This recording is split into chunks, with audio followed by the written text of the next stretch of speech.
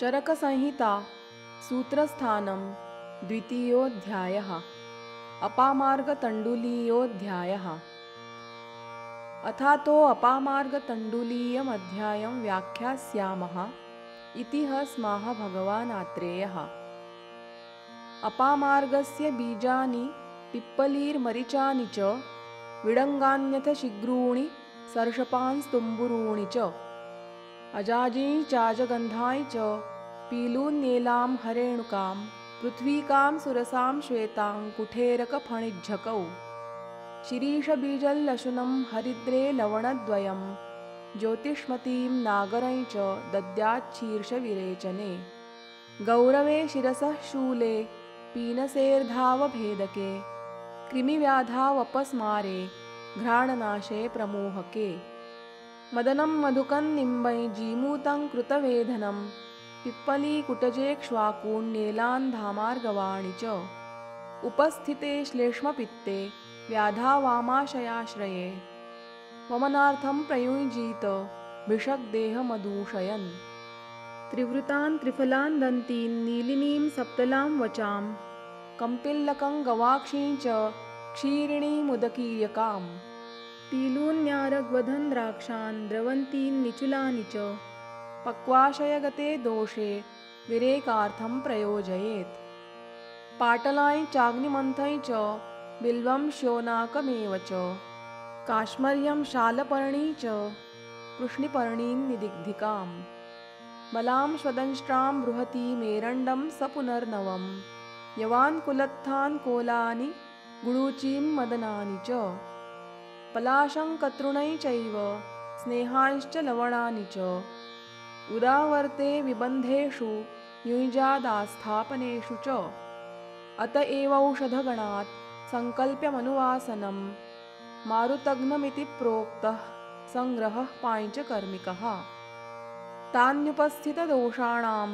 स्नेहस्वेदोपपादनैः पञ्चकर्माणि कुर्वीत मात्राकालौ विचारयन् मात्राकालाश्रया युक्तिः सिद्धिर्युक्तौ प्रतिष्ठिता तिष्ठत्युपरि युक्तिज्ञो द्रव्यज्ञानवतां सदा अत ऊर्ध्वं प्रवक्ष्यामि यवागुर्विविधौषधाः विविधानां विकाराणां तत्साध्यानां निवृत्तये पिप्पलीमूल चव्यचित्रकनागरैः यवागुर्दीपनीया स्याच्छूलग्निचोपसाधिता दधित्थ बिल्वचाङ्गेरी तक्रदाडिमसाधिता पाचनी ग्राहिणी पेया सवाते पाञ्चमूलिकी शालपर्णी बलाबिल्वैः पृश्निपर्ण्या च साधिता दाडिमाम्ला हिता पेया पित्तश्लेष्मातिसारिणाम् पयस्यर्धोदकेच्छागे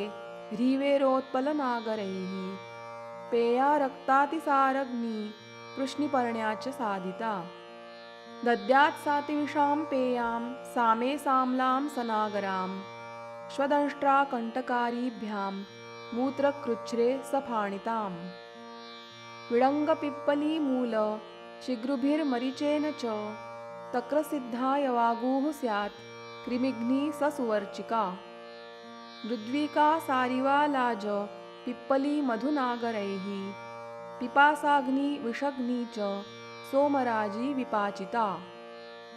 सिद्धा वराहनिर्यूहे यवागुर्बृहणीमता गवेदुकानां मृष्टानां कर्षणीया समाक्षिका सर्पिष्मती बहुतिला स्नेहनी लवणान्विता कुशामलकनिर्यूहे श्यामाकानां विरूक्षणी दशमूली श्रुता कासहिक्का श्वासकफापहा यमके मदिरासिद्धा पक्वाशयरुजापहा शाकैर्मांसैस्तिलैर्माशैः सिद्धा वर्चो निरस्यति जम्वाम्रास्थिदधित्थाम्लबिल्वैः साङ्ग्राहिकी मता क्षारचित्रकहिङ्ग्वम्लवेतसैर्भेदिनी मता अभया पिप्पलीमूल विश्वैर्वातानुलोमनी तक्रसिद्धा यवागुः स्याद्घृतव्यापत्तिनाशिनी तैलव्यापदी शस्ता स्यात्तक्रपिण्याकसाधिता गव्यमांसरसैः साम्ला विषमज्वरनाशिनी कण्ठ्या यवानां यमके पिप्पल्यामलकैः श्रुता ताम्रचूडरसे सिद्धा रेतोमार्गरुजापहा समाशविदलावृष्या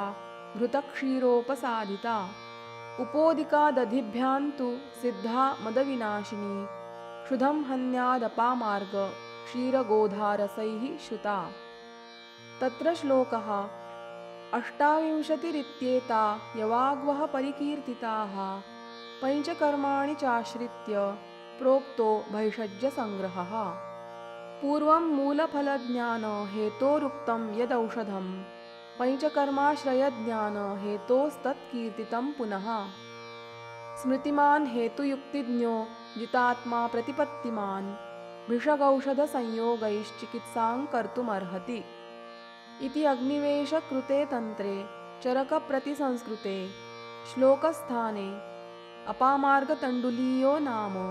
द्वितीयोऽध्यायः।